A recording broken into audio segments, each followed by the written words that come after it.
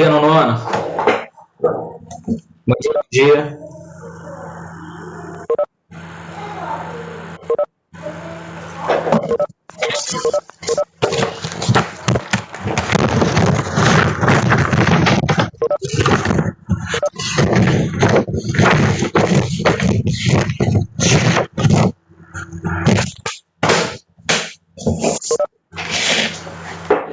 Bom dia, pessoal que está entrando.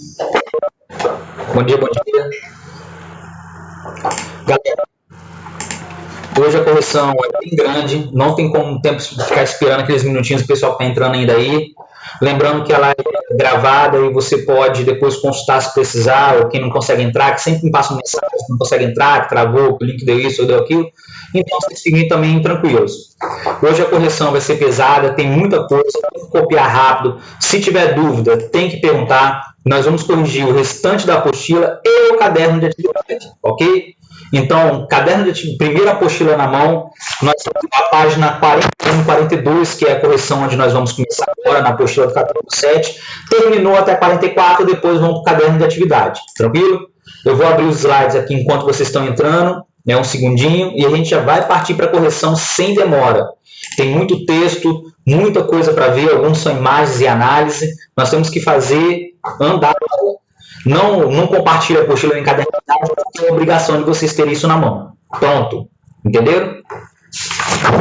Página 41 e 42, onde nós vamos começar outras versões. São duas versões para a utilização da bomba atômica. Uma versão que ela era totalmente necessária, era uma versão que ela era essencial, e tem a versão que, na verdade, ela não precisa ser utilizada para justamente justificar o uso dela. Ok? Deixa eu ver se está aqui, vamos lá. Aqui embaixo. Correção da página 42. Bom dia a todos quem está atrasado. Podemos começar? Sem demora.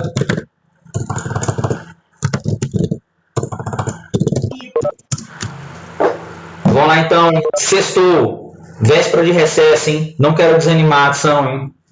E nem fome também. Vamos lá, galera. Outras versões. Na 41.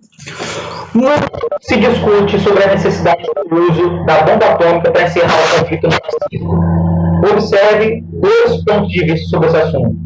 Lembrando que o Japão só se rendeu oficialmente em agosto, enquanto que os nazistas foram derrotados entre abril e início de maio, que eles lutaram mais uma semana. Lá o Japão ainda lutou maio, junho e julho até as bombas atômicas. Eles não queriam se derrotar. Então vamos lá. Primeiro texto, página 41.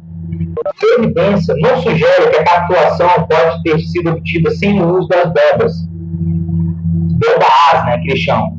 Sem elas, teria havido luta pesada na Manchúria e uma intensificação posterior dos bombardeios convencionais, mesmo que não fosse necessária uma invasão. O uso das armas nucleares salvou a vida dos japoneses, assim como dos aliados. Esse primeiro texto do Paul Johnson basicamente justifica o uso das bombas atômicas e diz que elas foram essenciais e salvar as vidas não só dos japoneses, mas também dos aliados, dos americanos, que estavam praticamente lutando sozinhos no Pacífico. Eram americanos, australianos, neerlandeses estavam lutando no Pacífico. Professor, mas morreram 100 mil pessoas no primeiro bombardeio, morreram 140 mil no segundo, mas na cabeça deles, 200 mil pessoas morreram ali, alguns milhares morreram depois ali pela radiação. Isso estava tranquilo, porque iam morrer muito mais.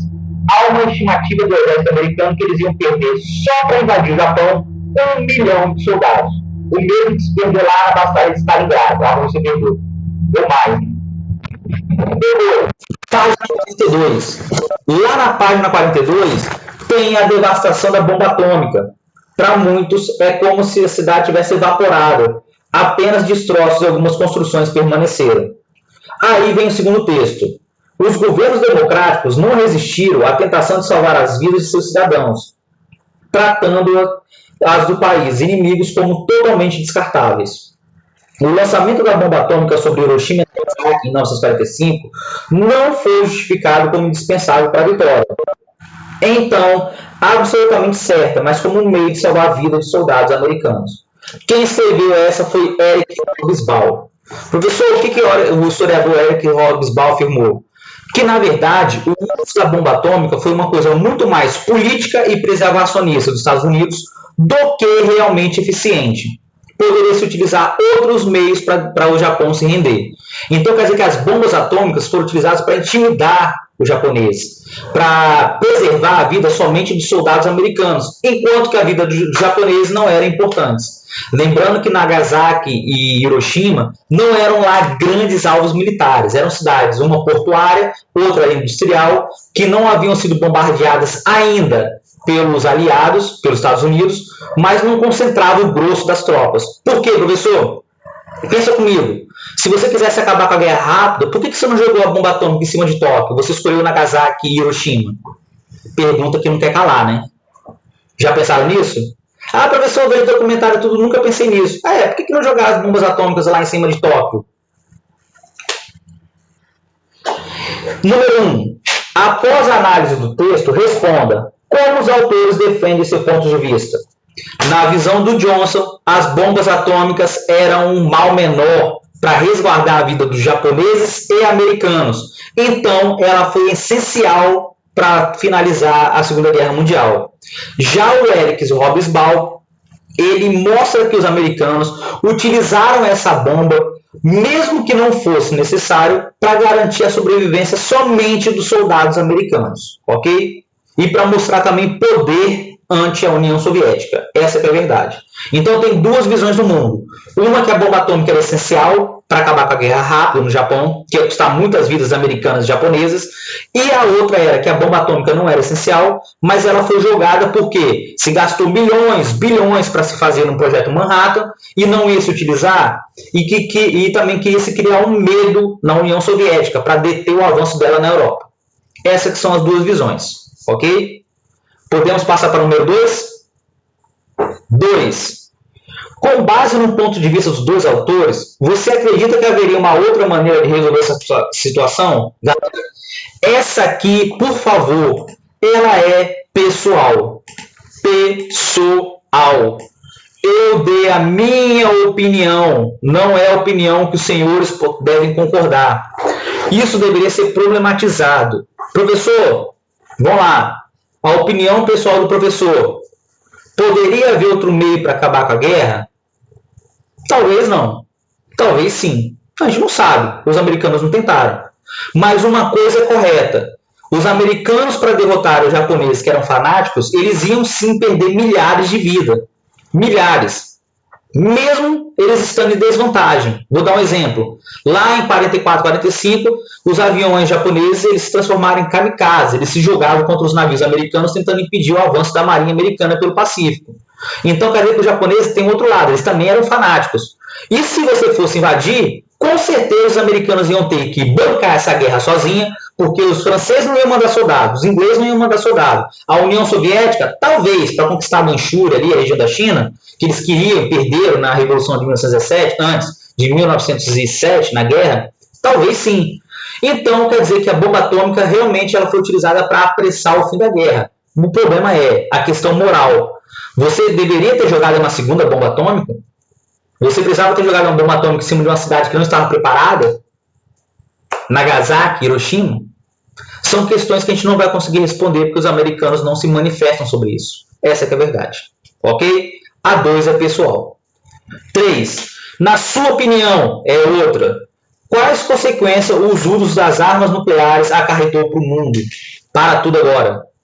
Essa é pessoal. Mas eu fiz questão de responder como se fosse uma questão realmente objetiva, afirmativa. O uso dessa nova arma desencadeou uma nova corrida bélica, mas uma corrida agora atômica, uma corrida por armas atômicas. E a destruição agora não ia ser de milhões de vidas, ia ser do mundo todo, porque essa bomba tinha o potencial de destruir tudo em seu caminho e acabar com a civilização, acabar com a humanidade. Ou seja, nós acabamos de sair de uma Segunda Guerra Mundial e nós temos uma ameaça maior. Agora, bombas que devastam países, que podem destruir o mundo todo, podem contaminar a Terra, e os países vão correr atrás dessa tecnologia do Projeto Manhattan, porque a União Soviética não quer se sentir ameaçada pelos americanos. Daqui a pouco, os americanos vão fazer uma bomba mais poderosa que da União Soviética. Isso vai virar uma corrida sem fim. Quem faz a bomba maior, mais potente, aí vão desenvolver a bomba A, a bomba de nitrogênio, e vão surgir novos tipos de armas que vão ser de destruição global. Destruição global. Professor, qual é o efeito? Qual é o efeito da bomba atômica? Dá um ok para mim aí. Vocês já copiaram? Sim ou não? A 1, 2 e 3. Não? Vamos que eu vou mostrar para vocês uma foto do efeito da bomba atômica. O efeito da bomba atômica. Para quem não sabe, a bomba atômica não estoura no solo. Estoura a 200 metros mais ou menos acima do solo. Estoura no ar. Ela puxa o ar, as moléculas, né? E depois ela faz aquele cogumelo e expande. E ela vai vaporizando tudo no seu caminho. Vai queimando e vaporizando. É questão de segundos, ok? Só construções reforçadas que resistem isso. Pessoas já eram. Ou morre queimada, ou vai morrer nos escombros dos prédios. É um ou outro. Radiação também, né? Tem essa. Podemos? Galera, hoje tem que ser rápido, hein? Podemos passar? Vamos lá. Aqui, ó. Isso aí é para vocês. Quem fica pedindo guerra aí, ó. Achando que arma é maravilhoso. Isso aqui, ó. Cidade japonesa. Não sei se eu esqueci de olhar se é Hiroshima ou Nagasaki. Eu acho que foi a primeira Hiroshima. Esse prédio ainda está de pé. Lá, ó. Para você visitar. Um prédio de um centro comercial que existia. Se não me engano, acho que é em Nagasaki. E foi devastado. Depois pesquisa. Ela está lá como memorial. Olha o que aconteceu com o resto ao redor. Vaporizado. Esse prédio tinha concreto reforçado. Olha os efeitos aqui numa criança, ó, das queimaduras. Olha aqui, ó, o efeito da queimadura no homem. Olha aqui, ó, o efeito aqui, ó, da bomba atômica em cima de aparentemente uma criança que foi queimada. E o pessoal fica pedindo guerras aí como se fosse maravilhoso. Aí, ó, o resultado. Bombas atômicas. Hoje em dia o mundo está pedindo para se desarmar. Porque se um país resolver usar com o outro, o que vai acontecer? A Índia usar no Paquistão, o Paquistão usar na Índia, o Japão, de repente a China usar ali em Taiwan. E o que vai acontecer? O mundo vai ser extinto. Nós vamos regredir na pré-história. Tudo vai acabar. Só vai ter sobrevivente, né, tipo naqueles filmes de pós-apocalipse que você vê. É horrível. Pois é. Podemos passar para a página 43? Página 43, fora a radiação, né? Porque depois quem tinha filho lá em Nagasaki e Hiroshima, que teve radiação, dava filho, as crianças nasciam defeituosas, fisicamente defeituosas, com deficiências mentais. Olha só. Então tem outros efeitos, ok? Podemos passar para 43? 43. Primogenin foi enviado para Auschwitz em 1944. Seu relato é um dos mais importantes registros de eventos sofridos pelo povo judeu nas mãos dos nazistas. Em É Isto um Homem? É Isto um Homem? Ele escreve: os senhores, hein? Acompanhe a página 43, junto comigo lendo. É Isto um Homem? Vocês que vivem seguros em suas cálidas casas, vocês que voltam à noite, encontram comida quente e vossos amigos, pensem bem se isto é um homem que trabalha no meio do barro, que conhece paz, que luta por um pedaço de pão, que morre por um sim ou por um não. Pense bem se isto é uma mulher, sem cabelos e sem nome, sem mais forças para lembrar, vazios os olhos, frio o ventre, como um sapo no inverno. Pensem que isto aconteceu. Eu lhes mando essas palavras. Gravem-as em seus corações. Estando em casa, andando na rua, ao deitar, ao levantar, repitam a seus filhos. Ou não, desmorone-se em sua casa. A doença os torna inválidos. Os seus filhos virem os rostos para não vê-los. Galera, ontem foi condenado um guarda nazista que atuou num campo de concentração da Polônia. Ele tem 93 ou 4 anos. Pesquisa essa. Pesquisa. Eu vou ver se eu encontro o link aqui para vocês Professor, o que aconteceu? Ainda hoje há pessoas que negam que aconteceu o Holocausto. De vez em quando, o pessoal fala aí, ó, teve até uma médica no Brasil, lá em São Paulo, que relativizou os campos de concentração e ela teve que pedir desculpa. Alguém viu? Alguém viu? Que teve uma médica, se não me engano, em São Paulo, algum outro local, que ela trabalha no hospital de origem judaica, esqueci o nome dele, acho que é o Albert Einstein, não sei, em São Paulo, e simplesmente ela relativizou, diminuiu o Holocausto, como se fosse uma coisa, um mal menor, como se não fosse tão importante. Mandei a reportagem para vocês aí no chat. Olha aí, ó. Guarda nazista de 93 anos é condenado. Professor, ele vai ser preso? Não, não tem como. Vai botar um cara de 93 anos preso? É uma condenação moral, porque ele disse que ele não participou, mas ele participou sim dos campos de concentração. Ele era um guarda lá, ok? Mandei para vocês aí no chat. Copia e cola lá para vocês verem. Professor, tem gente que diz que os judeus não foram mortos aos milhares. Mentira. Tem gente que fala que os judeus não viveram nos campos de concentração. Mentira. Dizem que eles não foram torturados, humilhados, mortos, foram executados, sofreram experiências pelo Joseph Mengele. Mentira. Isso tudo aconteceu, não só com judeus, mas também com as minorias, homossexuais, democratas liberais, crianças defeituosas, nazistas, eram executadas com um gás chamado Ciclone B, ou então com gás carbônico, que sai do escapamento do carro, naqueles chuveiros que nós vimos, que eu mostrei nos slides para você, ok? Não se pode negar que aconteceu o Holocausto. Se você nega que aconteceu o Holocausto lá na Alemanha ou então lá no Estado de Israel, você pode ser preso, dependendo do país. Não se pode negar que isso existiu. Mas está surgindo a extrema-direita que tenta diminuir, relativizar. Olha, não morreu tanta gente assim não. Olha, não foi tão ruim assim não. Foi, galera. Foi muito ruim. Foi horrível. Olha as imagens aí, ok? Número 1. A quem o autor se dirige no início do poema? A todas as pessoas que não acreditam que existiu o Holocausto, que não existiu os campos de concentração. Para quem esse texto, esse poema? Para todas as pessoas que duvidam que existiu o Holocausto, os campos de concentração dos nazistas para acabar com judeus e minorias, ok? Então é para todo mundo, para o mundo todo. 2. Como o autor descreve a vida no campo de concentração? Galera, ele está falando que as mulheres tinham, todos os prisioneiros tinham cabelos rasgados, eles eram tatuados, os judeus eram tatuados, que identificava ele. Tem alguém com o microfone aberto, está dando microfonia, dando interferência. Galera, os judeus, eles eram marcados em minorias com um número no campo de concentração, eles perdiam o nome, perdiam identidade. Você tinha os pelos raspados, você não tinha comida, você tinha que brigar por resto de comida, jogava comida no chão, você tinha que comer, quando tinha. Mulheres judias eram estupradas, homens, os nazistas que ficavam de guarda, faziam tiro-alvo com judeus, faziam experiências no campo de concentração, principalmente com gêmeos. O Joseph Mengele fazia, morreu aqui no interior de São Paulo, muitos nazistas fugiram. Os judeus, eles morriam de doença, morriam de trabalho. Sabe o que é morrer de trabalho? De estafa. Eles trabalhavam tanto como escravos no campo de concentração que às vezes ele caía e morria, porque não tinha mais força.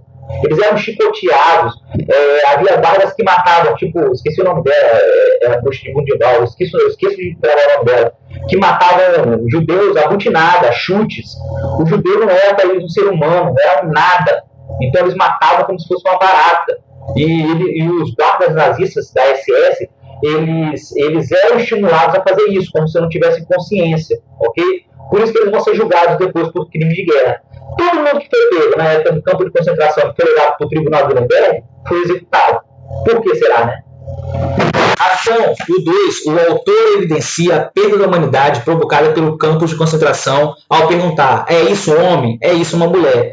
Ele descreve como se esse processo se dava por meio da efemeridade da vida, ou seja, a vida no campo de concentração não valia nada, pela uniformização dos corpos e das feições, pelo trabalho forçado e exaustivo que poderia levar à morte. Galera, quando os russos começaram a descobrir os campos de concentração na Polônia, quem sobreviveu estava esquelético, só tinha osso, os uniformes eram aqueles listrados. Vê lá só o filme a Lista de Schindler, o Menino de Pijama Listrado, tem vários filmes que mostram isso. A Lista de Schindler para mim é o melhor, é preto e branco, tem mais de 3 horas.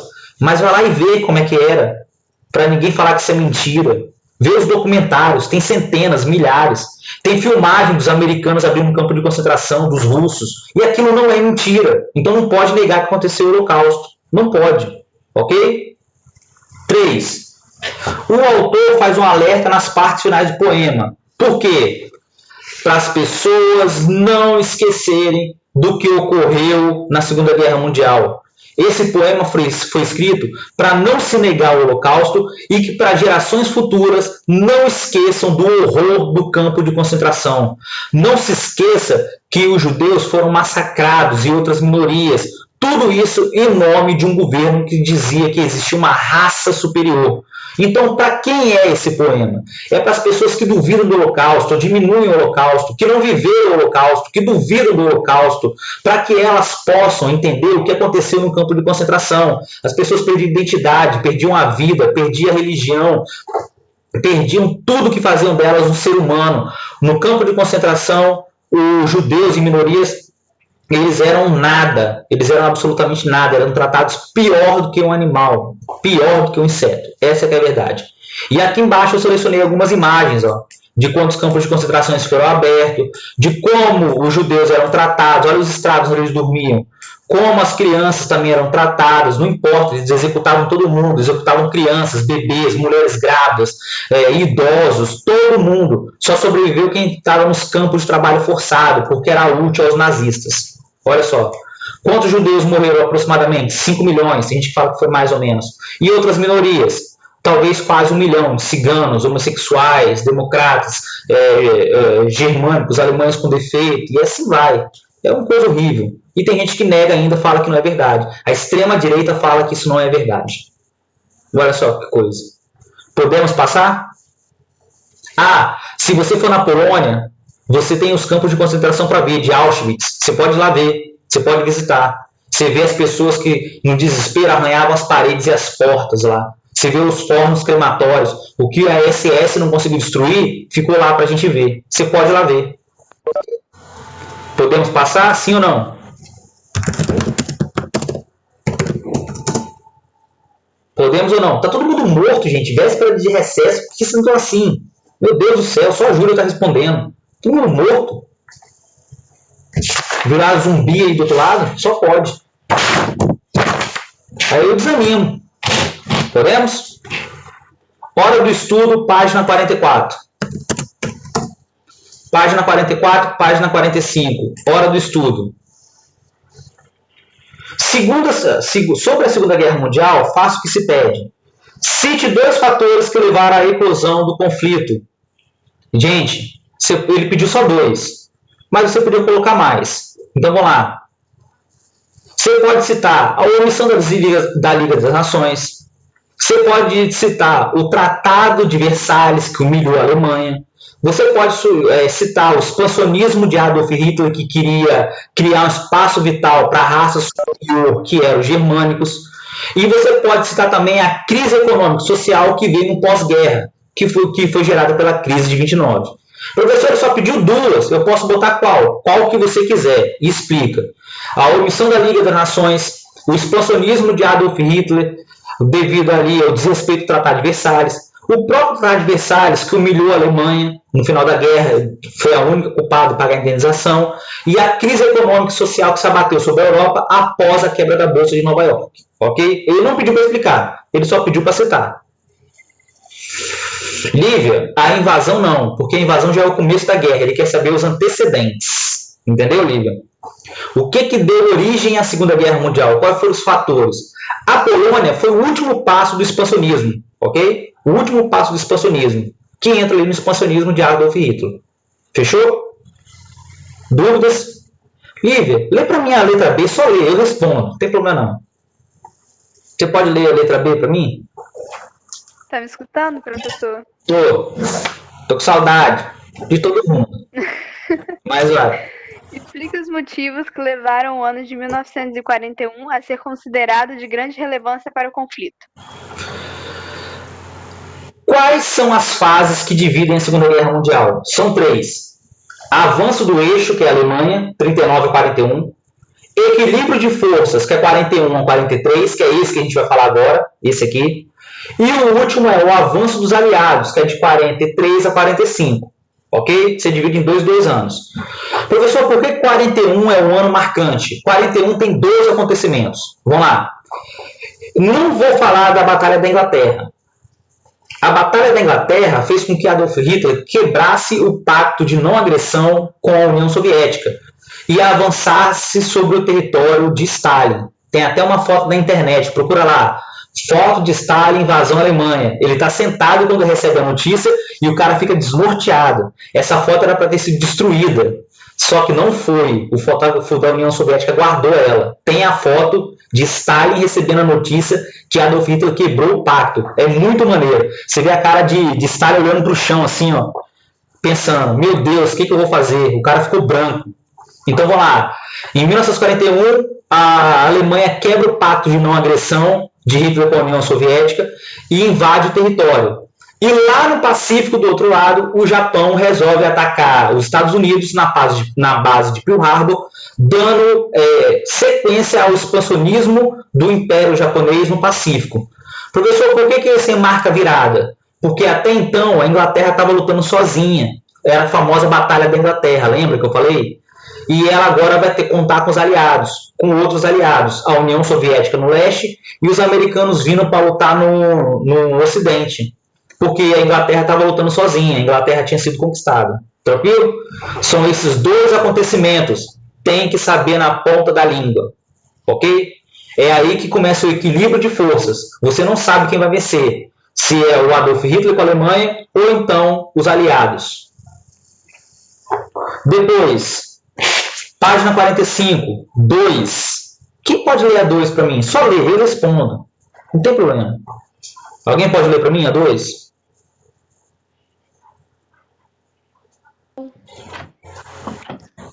Obrigado, Júlio.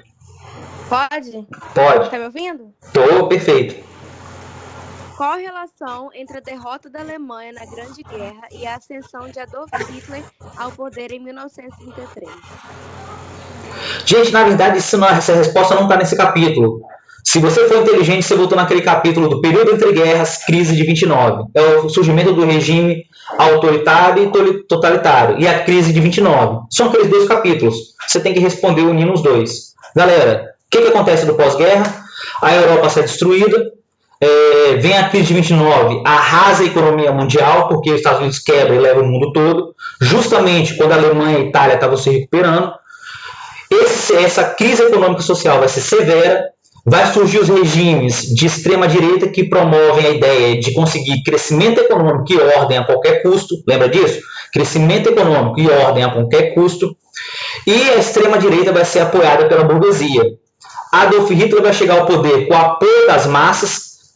As massas vão apoiar ele nessa política de ordem, acabar com a ameaça da esquerda, acabar com as greves. E ele vai ser nomeado o primeiro chanceler da Alemanha. Após isso, ele vai eliminar a oposição e somente vai ter um partido na Alemanha, que é o Partido Nazista. Tinha que lembrar disso. Isso estava no capítulo da crise, período entre crises, que é a crise de 29, e depois o surgimento dos regimes autoritários e totalitários. Fala para mim, todo mundo conseguiu associar um no outro? Então, a número 2 fica. Com a derrota da Alemanha na Grande Guerra, ela foi obrigada a assinar o Tratado de Versalhes, que foi interpretada pelo povo alemão como uma humilhação, despertando um sentimento de revanche contra os países que ganharam o conflito. Além disso, podemos citar a crise de 29, que mergulhou o país numa grave crise econômica e social, levando a burguesia a apoiar a extrema-direita, que prometia a ordem e crescimento econômico a qualquer custo. Ponto. Assim, Hitler chega ao poder com o apoio do povo para acabar com as humilhações do Tratado de Versalhes e devolver a glória à Alemanha. Então, junto com a pobreza, a miséria e depois a ordem e crescimento econômico que veio do regime autoritário, ele queria devolver a glória à Alemanha devido à humilhação do Tratado de Versalhes que foi feita pela França e pela Inglaterra. Dúvidas? Pergunta. Chore agora ou cale-se para sempre. Dúvidas? Tranquilo? Tranquilo? Tá todo mundo acertando? Parece que eu tô vendo vocês aí deitados, jogando, olhando outras coisas, deixando eu falar sozinho. Até parece. Podemos, Amanda? 4. É 4 não, é 3, né? 3. Quem pode ler para mim? Eduarda, você pode ler a 3 fazendo favor? Ué, você falou pode. Amanda, Kio, você pode ler o número 3 para mim fazendo favor?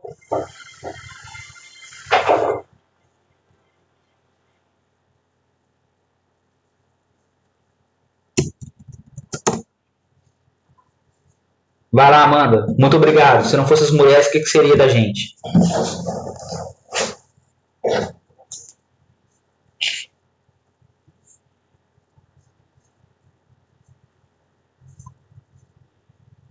Ouvindo? Tô. 3. Qual é a relação entre os regimes ditatoriais de extrema-direita que chegaram ao poder na Europa entre as décadas de 1920 e 1930 e a eclosão da Segunda Guerra Mundial? Galera, é a continuação da 2. É só continuar 2. O que Hitler vai fazer, Mussolini vai fazer após chegar ao poder? Eles vão criar o Partido Único, eles vão criar a ideia, deixa eu botar aqui antes logo, eles vão criar a ideia de um espaço vital que é justamente ali para eles conquistarem o território, para eles expandirem. Ué, eu não coloquei a 3, não? Vixe, eu pulei o número 3. Galera, eu pulei o número 3. Faz junto comigo. Vamos lá. Foi mal. Vou olhar agora. Eu não sei porquê. 3. Professor, qual a relação entre a década de 30, 20 e 30 e a eclosão da Segunda Guerra Mundial? Engraçado, eu lembro que eu digitei essa, porque ela ficou gigante, levou quase uma página. Aonde eu coloquei isso? Não sei. É véspera de recesso. Eu estou muito cansado. Vamos lá, galera. Me ajuda. O que aconteceu depois que Hitler e Mussolini chegam ao poder? Coloca lá. Hitler e Mussolini tinham a ideia de recuperar os territórios que haviam sido perdidos na Grande Guerra. No caso da Itália, que nem foram dados. Eles queriam conquistar os territórios que haviam sido perdidos. Hitler vai avançar sobre a Europa, sobre a Renânia, os Sudetos. O Mussolini vai avançar sobre a Etiópia. E nós vamos ver os regimes autoritários estimularem um novo conflito mundial, devido à conquista de territórios na Europa e fora dela. Mas, ao mesmo tempo, nós vamos ver que o exército nazista era extremamente preparado, já estava ali equipado. Aonde eles testaram as suas armas? Na Guerra Civil Espanhola. Ou seja, os regimes totalitários fizeram de tudo para gerar uma nova guerra mundial, para que eles pudessem resolver aquilo que havia sido deixado para trás na Grande Guerra. Essa que é a resposta, coloca lá. Os regimes totalitários, eles fizeram de tudo para gerar um novo conflito, para eles poderem resolver tudo que ficou pendente na Grande Guerra. As humilhações do Tratado de Versalhes, os territórios que haviam sido perdidos ou negados, a questão da indenização a ser paga, principalmente pela Alemanha, a culpa que foi dada para a Alemanha na Grande Guerra, e também veio aí a esteira da crise econômica. Isso tudo fez os regimes autoritários ganharem força e buscarem um novo conflito mundial. Ok? Deu para fazer? Sim ou não? Sim ou não?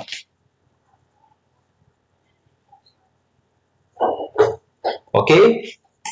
3. Desejavam um novo conflito para resolver as pendências da Grande Guerra, como o Tratado de Versalhes e sua humilhação, além da busca de territórios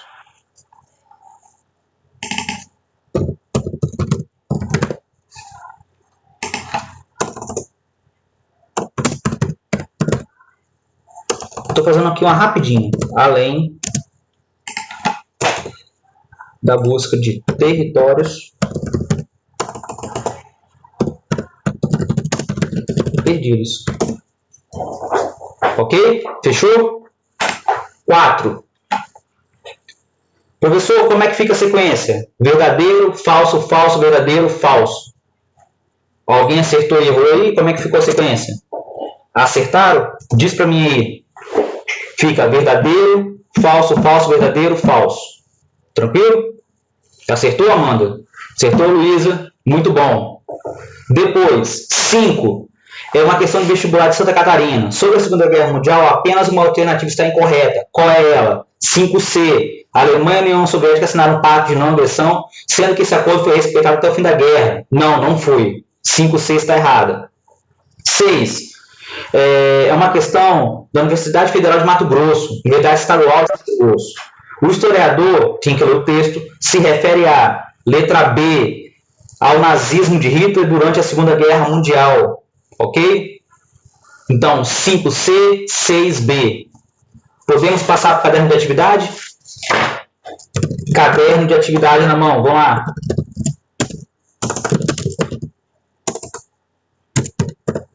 Caderno de atividade, capítulo 7.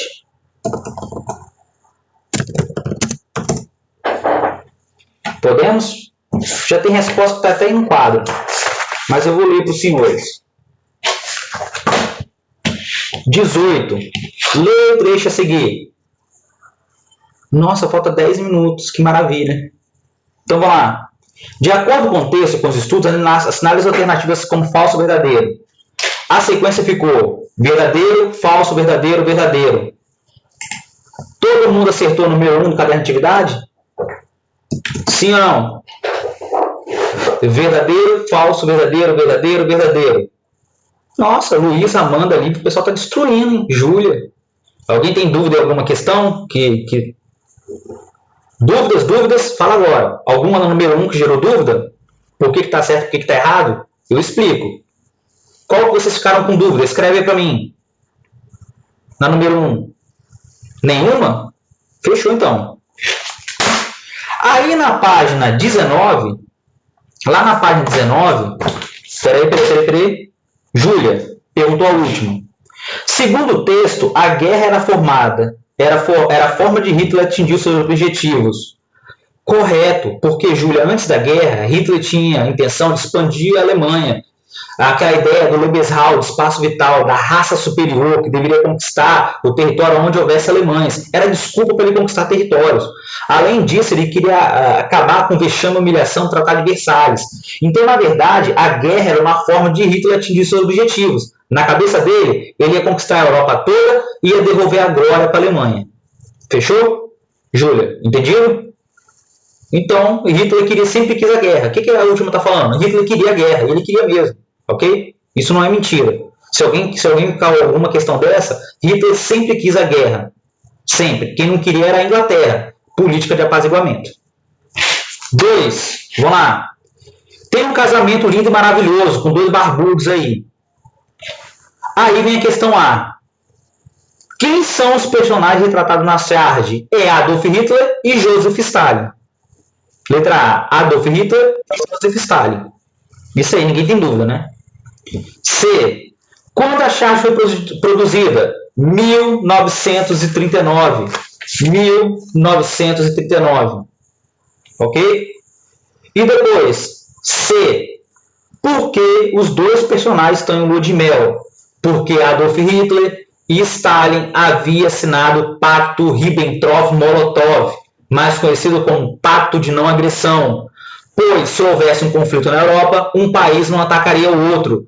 E a Polônia seria dividida entre os 2. Tem que colocar isso, ok? Porque haviam assinado o Pacto Ribbentrop-Molotov, ou mais conhecido como Não Agressão, pois, no caso de haver um conflito na Europa, ambos não se atacariam e dividiriam parte da Polônia. A Polônia seria dividida meio a meio. Era uma indenização para a União Soviética ficar quietinha no canto dele. Lívia, tem que lembrar esse nome? É bom, porque às vezes cai nesses ifs da vida aí, cai em um monte de negócio da vida aí, tá? É bom, às vezes cobra. Geralmente cai, 99% é pacto de não agressão. Mas se quiser aí gravar esse nome, Ribbentrop-Molotov, é bom. Ok? Se tivesse continuado, a Lívia perguntou, o pacto final ia ser diferente? Provavelmente sim. Porque a guerra ia, no mínimo, a guerra ia durar muito mais. Talvez não se chegasse à derrota da Alemanha, mas um armistício, uma paz entre a Inglaterra e os Estados Unidos contra a Alemanha. Mas como a Alemanha foi atacada de dois lados, Ocidente e Oriente, ela acabou perdendo. Então poderia ser diferente, Luísa. Poderia. A guerra poderia ter sido diferente. Podemos passar para a letra D? Não! Gente, Jade, olha lá a imagem. É Adolf Hitler e Joseph Stalin. Ah, eu errei aqui. Esquece isso.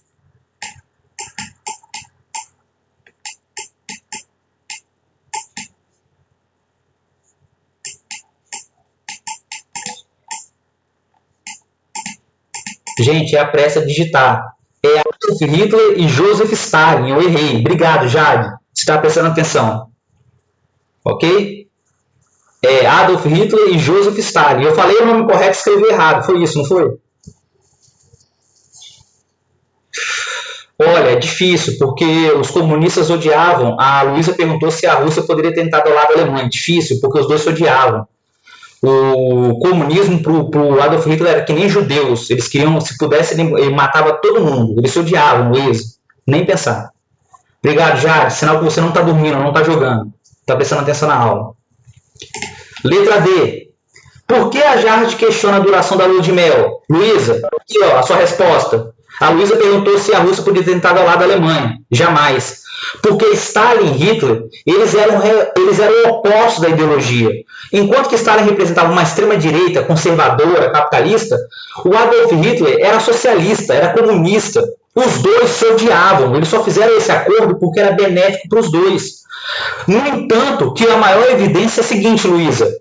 O Japão, a Itália e a Alemanha, antes do pacto de não agressão, assinaram o pacto anticomintern, anticomunismo, para impedir o avanço comunista no mundo. Então quer dizer que Hitler odiava os comunistas. Ele só assinou esse tratado para evitar lutar em duas frentes, o que ele vai romper depois. Então, dificilmente a União Soviética ia lutar ao lado da Alemanha. Dificilmente, não. Stalin não ia entrar, nenhum e nem outro. Nem o Hitler ia pedir ajuda a Stalin, nem Stalin ia pedir ajuda ao Hitler. Jamais, ok? Eles se odiavam. No entanto, que o eixo vai nascer do pacto anticomunismo. O pacto anticomintern, que vai unir Roma, Tóquio e Berlim. Ok? Tranquilo? Entendido?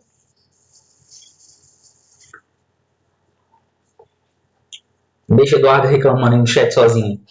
3. Podemos passar por 3? Aqui, ó, tem uma imagem famosa. Uma mulher com o braço estendido forte. E está escrito, we can do it. Ou seja, nós podemos fazer isso. E do lado da expressão está escrito, é o slogan de uma propaganda estadunidense de 1942. Seu objetivo era encorajar as mulheres para o trabalho industrial, realizado no contexto da Segunda Guerra Mundial. Aí vem o texto 1. Quando os Estados Unidos entraram na Guerra Mundial, o trabalho feminino manteve a economia na guerra em funcionamento, mais de 400 mil mulheres negras deram adeus para seus trabalhos domésticos. No auge da guerra, o número de mulheres negras na indústria havia dobrado.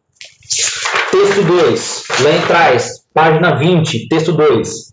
As mulheres foram prejudicadas no pós-guerra, pois após o final da guerra começaram propagandas em prol da tradicional mulher americana. A dona de casa deveria cuidar da casa e da prole. Um exemplo desse conservadorismo foi que entre junho e o Natal, 4 milhões deixaram seus empregos. Mesmo assim, algumas permaneceram. E em 1947 havia 8 milhões de mulheres no mercado de trabalho, representando 28% da força de trabalho. Galera, nós já vimos isso na Grande Guerra. Quando os homens foram lutar, quem ficou no mercado de trabalho? As mulheres, inclusive as negras. Quando os homens voltaram, começou a propaganda. Volta para casa, vai cozinhar, vai cuidar da família e dos filhos. Muitas aceitaram? Não. Elas foram lutar por direitos políticos, direito ao voto, direito ao mercado de trabalho. Então, a sequência da número 3 ficava VFVVV. Dúvidas? VFVVV. Alguém tem alguma dúvida? Não? 4. Por que a Alemanha não poderia realizar uma guerra tão longa após o Tratado de Paz de 1919? 4A. Por que a Alemanha não podia fazer uma guerra longa? Porque o Tratado de Versalhes proibia o rearmamento da Alemanha, lembra disso? E também a aquisição de matérias-primas para impedir que ela formasse um grande exército. Essa é a letra A.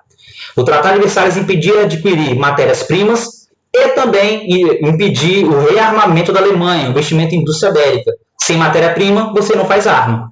É a letra A. B. Qual a solução foi encontrada pela Alemanha para contornar as limitações de recursos na próxima guerra, na Segunda Guerra Mundial? Como a Alemanha burlou o Tratado de Versalhes? Aqui, ó, ela criou a famosa Blitzkrieg, a Guerra Relâmpago. Ele desenvolveu uma tática de batalha que você atacava seu inimigo com tudo, com força aérea, marinha, aeronáutica, aonde desce, ao mesmo tempo, com os tanques, e derrotava seu inimigo muito rápido, tipo na Polônia, e tomava sua matéria-prima e abastecia o seu exército. A Blitzkrieg foi feita para isso, para derrotar os inimigos rápido e tomar as matérias-primas deles, e manter a máquina alemã de guerra funcionando, ok? Isso deu certo até 42. Depois foi só um fracasso. 5. Podemos passar para 5? 5.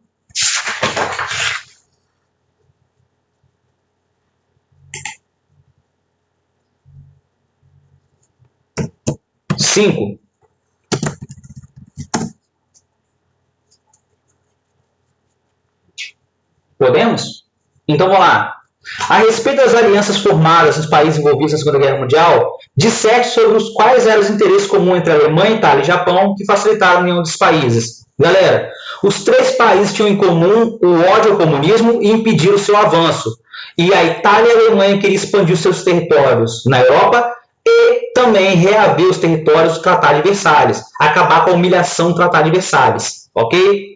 Então, o Japão, a Itália e a Alemanha tinham em comum impedir o avanço do comunismo, é o pacto anticomitém, e a Itália e a Alemanha tinham o Tratado de Versalhes, que os humilhou, e também queria reconquistar os territórios na Europa. Era a ideologia do totalitarismo. Eles tinham isso em comum.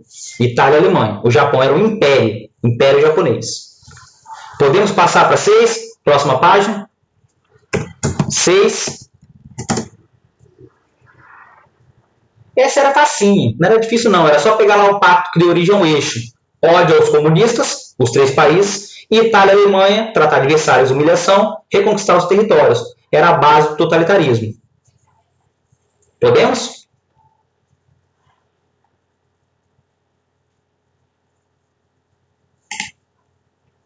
Ixi, eu pulei a 6 também. Gente, eu estava com pressa. 6. Eu escrevo aqui.